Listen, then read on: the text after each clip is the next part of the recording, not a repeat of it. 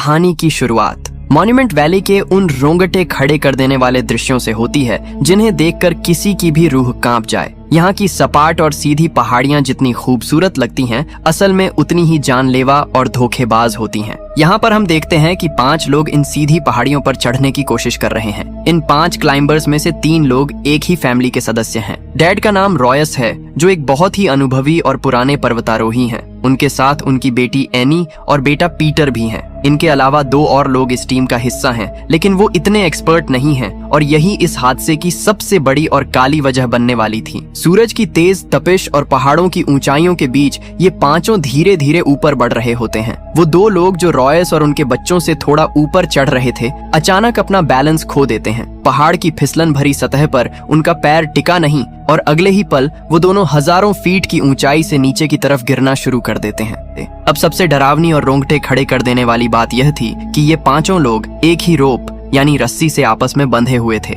जैसे ही ऊपर वाले वो 2 लोग गिरे, उनके वजन के झटके की वजह से एक एक करके बाकी सभी लोग भी पहाड़ी की सतह से अलग हो गए। अब मंजर यह था कि 5 लोग हवा में सिर्फ एक ही रस्सी के सहारे लटके हुए थे, जो पहाड़ी के ऊपरी हिस्से में एक छोटे से हुक के सहारे अटकी हुई थी। लेकिन वह रस्सी और वह हुक इन 5 का भारी वजन संभालने के लिए डिजाइन नहीं किए गए थे। हवा के तेज थपेड़े और 5 लोगों का वजन उस रस्सी को धीरे धीरे कमजोर कर रहा था। इससे पहले कि सब एक साथ नीचे गिरते, जो 2 लोग सबसे ऊपर थे वो झटके की वजह से अब रस्सी पर सबसे नीचे लटक गए थे। तभी अचानक उनकी तरफ की रस्सी टूट जाती है और वो दोनों पलक झपकते ही गहरी खाई में जा गिरते हैं। अब उस रस्सी पर सिर्फ रॉयस, उसका बेटा पीटर और उसकी बेटी एनी बचे होते हैं। लेकिन मुसीबत अभी टली नहीं थी। वजन कम होने के बावजूद रस्सी धीरे धीरे अपने हुक से खिसक रही थी और वह हुक चट्टान से बाहर आने लगा था। रॉयस को तुरंत एहसास हो जाता है कि अगर कुछ ही सेकंड्स में वजन और कम नहीं किया गया तो रस्सी पूरी तरह उखड़ जाएगी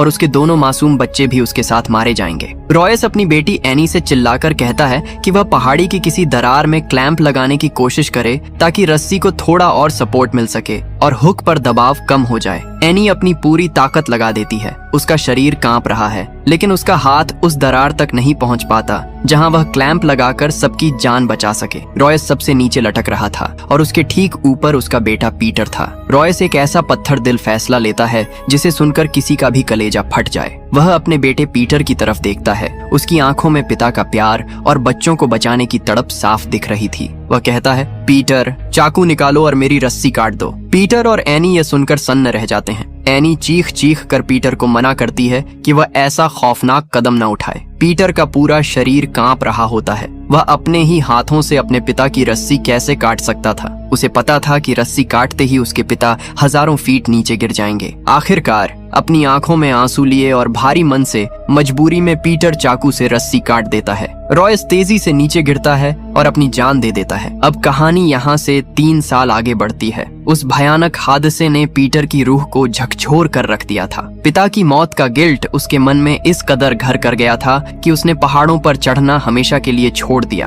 अब वह नेशनल जियोग्राफिक चैनल के लिए एक फोटोग्राफर के तौर पर काम करता है। वह पहाड़ों से कोसों दूर रहना चाहता था, लेकिन शायद किस्मत को कुछ और ही मंजूर था। जब वह एक डॉक्यूमेंट्री शूट कर रहा होता है तो उसे खबर मिलती है कि एक बहुत बड़ी और हाई प्रोफाइल टीम K2 पहाड़ पर चढ़ने की तैयारी कर रही है। K2, जिसे दुनिया की दूसरी सबसे ऊंची और सबसे जानलेवा चोटी कहा जाता है। पीटर को यह जानकर गहरा झटका लगता है कि इस टीम में उसकी अपनी बहन एनी भी शामिल है। एनी अब एक बहुत ही फेमस माउंटेनियर बन चुकी थी और पूरी दुनिया में उसका बहुत बड़ा नाम हो चुका था। वह अपने पिता के अधूरे सपनों को पूरा कर रही थी। पीटर अपनी बहन से मिलने के लिए बेस कैंप पहुंचता है। सालों बाद जब इन दोनों भाई बहन का सामना होता है तो वहाँ कोई खुशी या गले मिलना नहीं होता, बल्कि एक अजीब सी खामोशी और पुरानी नफरत दिखाई देती है। दरअसल एनी आज भी अपने पिता की उस मौत के लिए पीटर को ही जिम्मेदार मानती है। पीटर को पता चलता है कि 5 लोगों की एक टीम, जिसमें उसकी बहन एनी भी है, मंगलवार तक छोटी यानी पीक पर पहुंचने वाली है। इस पूरे मिशन का लीडर और पैसा लगाने वाला आदमी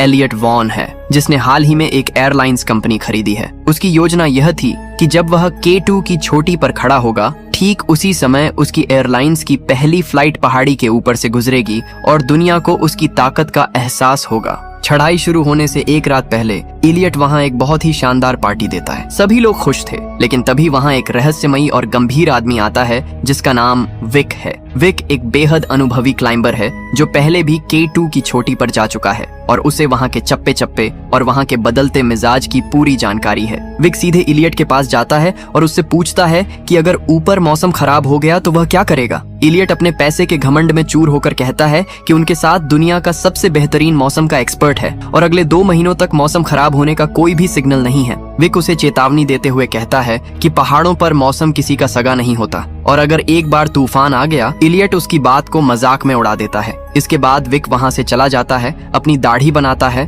और रात के अंधेरे में अकेले ही खामोशी से K2 की चढ़ाई शुरू कर देता है। अगले दिन इलियट की 5 लोगों की टीम भी अपनी यात्रा शुरू करती है। जोश और उत्साह के साथ ये लोग ऊपर की तरफ बढ़ते हैं। जब ये लोग 26,000 फीट की ऊंचाई पर पहुंच जाते हैं, जहां हवा बहुत पतली हो जाती है, तो अचानक रेडियो पर उन्हें नीचे से मैसेज मिलता है कि एक भीषण तूफान बहुत तेजी से उनकी तरफ बढ़ रहा है। टीम का लीडर टॉम अनुभवी था। वह तुरंत कहता है कि यह बहुत खतरनाक संकेत है और हमें इसी वक्त वापस लौट जाना चाहिए। लेकिन इलियट अपनी जिद पर अड़ा रहता है। उसे सिर्फ अपनी एयरलाइंस की फ्लाइट और अपने प्रमोशन की चिंता थी। वह कहता है कि हम अपने पहले पड़ाव यानी टारगेट से सिर्फ 1 घंटे की दूरी पर हैं और तूफान शायद अपनी दिशा बदल लेगा, जैसा कि अक्सर रेडियो रिपोर्ट्स में होता है। टॉम और एनी जानते थे कि यह मौत का बुलावा है, लेकिन इलियट के पैसों के दबाव और उसकी जिद के आगे आखिरकार उन्हें अपनी जान जोखिम में डालकर आगे बढ़ना ही पड़ता है। नीचे बेस कैंप में मौजूद पीटर जब यह देखता है कि तूफान की वार्निंग के बाद भी वो लोग वापस नहीं आ रहे,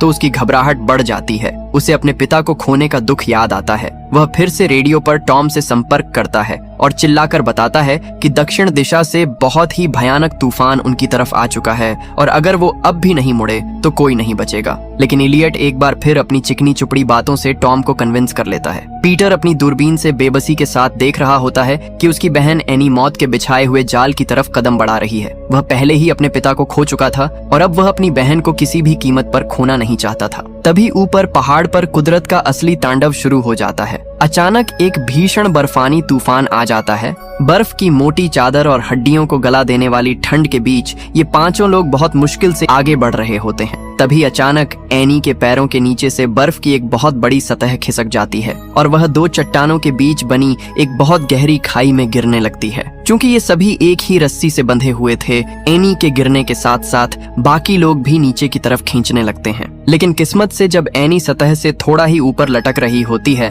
तभी उसकी रस्सी एक नुकीले पत्थर में फंस जाती है और अगले ही पल वह रस्सी बीच से टूट जाती है। एनी उस गहरी खाई में सुरक्षित गिर जाती है, लेकिन अब वह वहां कैद हो चुकी थी। ऊपर मौजूद बाकी 4 लोग भी इस तूफान की चपेट में आकर इधर उधर बिखर जाते हैं। तभी ऊपर से बर्फ का एक विशाल सैलाब यानी एवलांच आता है और पूरी टीम की तरफ मौत बनकर बढ़ने लगता है। इसकी चपेट में आकर टीम के 2 और लोगों की दर्दनाक मौत हो जाती है। अब उस गहरी खाई के अंदर सिर्फ 3 लोग बचे थे, एनी, इलियट और टॉम। ऊपर से वह खाई पूरी तरह बर्फ की मोटी परत से ढकी जा चुकी थी, जिसका सीधा सा मतलब था कि वो तीनों अब बर्फ के नीचे जिंदा दफन हो चुके थे। उन्हें बाहर की दुनिया का कुछ पता नहीं था। नीचे से उनके रेडियो पर लगातार संपर्क करने की कोशिश की जाती है, लेकिन वहाँ किसी भी तरह का कोई सिग्नल नहीं था। एनी को मॉर्स लैंग्वेज आती थी और खुशकिस्मती से पीटर को भी इसकी पूरी जानकारी थी। एनी ने एक छोटे से पत्थर और धातु के टुकड़े से मॉर्स कोड में सिग्नल भेजे,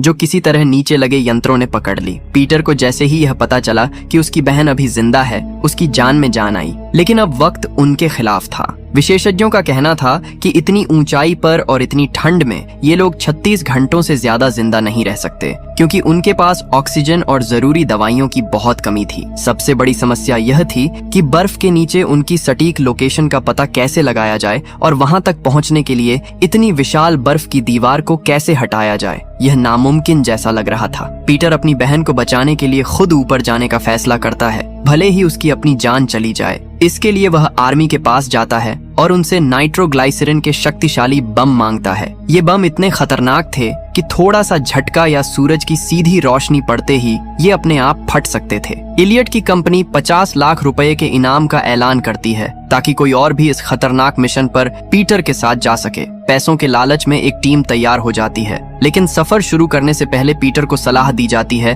कि उसे अपनी टीम में विक को जरूर शामिल करना चाहिए। विक वही अनुभवी आदमी था जिसने चढ़ाई से पहले इलियट को टोका था। विक का अतीत बहुत ही दर्दनाक था। 4 साल पहले उसकी अपनी पत्नी, जो एक मशहूर टूरिस्ट गाइड थी, इसी पहाड़ पर एक भयानक तूफान में लापता हो गई थी। विक उसे ढूंढने के लिए पागलों की तरह ऊपर गया था। उसे अपनी पत्नी की लाश तो नहीं मिली, लेकिन वह 3 और लोगों की जान बचाकर वापस ले आया था। इस कोशिश में उसके पैरों की उंगलियां ठंड की वजह से बुरी तरह गल गई थीं। वह आज भी अपनी पत्नी की आखिरी निशानियों को ढूंढने के लिए अक्सर इन खतरनाक वादियों में भटकता रहता था। पीटर और उसकी टीम हेलीकॉप्टर के जरिए विक के पास पहुंचती है। विक पहले तो मदद करने से साफ मना कर देता है, क्योंकि उसे पता था कि K2 पर इस वक्त जाना सीधे मौत को दावत देना है। लेकिन जब पीटर उसे याद दिलाता है कि उसने सालों पहले उसके पिता रॉयस के साथ एवरेस्ट की चढ़ाई की थी, तो विक की पुरानी यादें ताजा हो जाती हैं और वह मान जाता है। वह टीम का लीडर बनते ही कहता है, ये कोई रिकॉर्ड बनाने की चढ़ाई नहीं है, ये एक रेस्क्यू मिशन है और यहाँ हर कदम मेरी मर्जी से उठाया जाएगा। दूसरी तरफ बर्फ की गहरी गुफा में फंसे तीनों लोगों की हालत हर बीतते मिनट के साथ खराब होती जा रही थी। ठंड इतनी ज्यादा थी कि खून जमने लगा था और ऑक्सीजन की भारी कमी की वजह से टॉम के फेफड़े जवाब दे रहे थे। उनके पास सांस लेने में मदद करने वाली एक बहुत ही जरूरी दवा थी। इलियट अपनी पुरानी फितरत के मुताबिक यहाँ भी बहुत स्वार्थी निकला। वह अपनी दवा किसी और के साथ शेयर नहीं करना चाहता था, भले ही टॉम मर जाए। वह चाहता था कि टॉम जल्दी खत्म हो जाए ताकि उसके हिस्से की दवा इलियट खुद इस्तेमाल कर सके और ज्यादा वक्त तक जिंदा रह सके। लेकिन एनी का दिल पसीज गया और उसने छिपकर अपने हिस्से का इंजेक्शन टॉम को लगा दिया। इलियट को जब इस बात का पता चला तो वह गुस्से से पागल हो गया और एनी को बुरा भला कहने लगा। इधर बाहर की दुनिया में पीटर और विक की टीम अपनी जान हथेली पर रखकर ऊपर बढ़ रही थी। उनके पास वो खतरनाक नाइट्रोग्लाइसरीन के बम थे जिन्हें वे साए की तरह बचाकर ले जा रहे थे। रास्ते में कुदरत उनके सब्र का इम्तिहान ले रही थी। एक टीम के बम में लीकेज हो जाती है और जैसे ही उस पर सूरज की पहली किरण पड़ती है,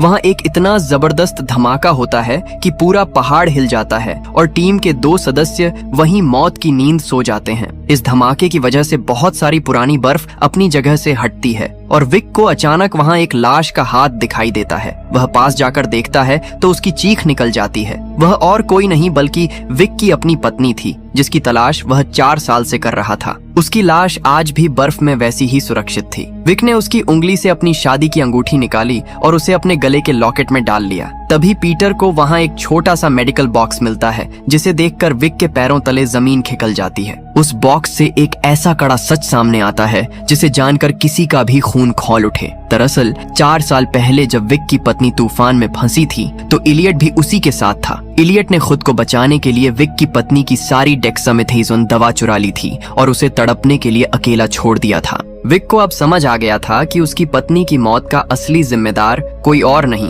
बल्कि यही इलियट है। विक के दिल में बदले की आग जलने लगती है और वह तेजी से उस गुफा की तरफ बढ़ता है जहां इलियट छिपा था। रात का वक्त हो चुका था और एनी की हालत बहुत ज्यादा नाजुक हो गई थी। वह रेडियो पर पीटर से संपर्क करती है और कमजोर आवाज में कहती है, पीटर, तुम वापस चले जाओ, हम में से कोई भी सुबह का सूरज नहीं देख पाएगा, अपनी जान जोखिम में मत डालो। पीटर उसे ढांढस बंधाता है, लेकिन उसके खुद के आंसू नहीं रुक रहे थे। उसी रात इलियट अपनी हैवानियत की सारी हदें पार कर देता है। जब एनी बेहोशी की हालत में सो रही होती है, इलियट रेंगते हुए टॉम के पास जाता है और उसे हवा का एक खाली इंजेक्शन लगा देता है। हवा का बुलबुला टॉम की नसों में जाते ही उसका दम घुट जाता है और उसकी तुरंत मौत हो जाती है। जब एनी की आंख खुलती है तो वह टॉम के शरीर को ठंडा पाती है और पास ही गिरी हुई खाली सिरिंज देखकर समझ जाती है कि इलियट ने अपनी दवा बचाने के लिए टॉम का कत्ल कर दिया है। तभी गुफा की छत से बर्फ गिरने लगती है और उन्हें ऊपर से हल्की सी रोशनी की किरण दिखाई देती है। पीटर और विक ठीक उसी जगह पहुंच चुके थे।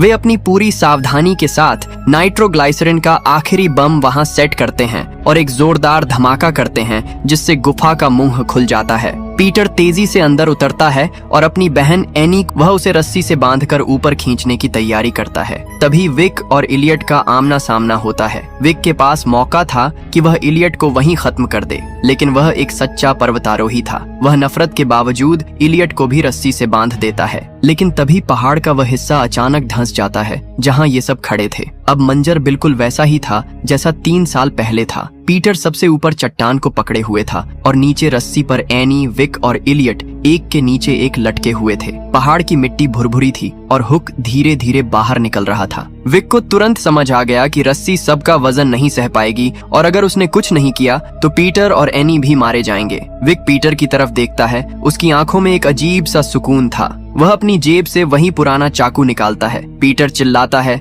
नहीं विक, ऐसा मत करना, लेकिन विक मुस्कुराते हुए रस्सी काट देता है। विक और इलियट दोनों एक साथ उस अंधेरी और गहरी खाई में गिर जाते हैं और हमेशा के लिए खो जाते हैं। विक ने न सिर्फ अपनी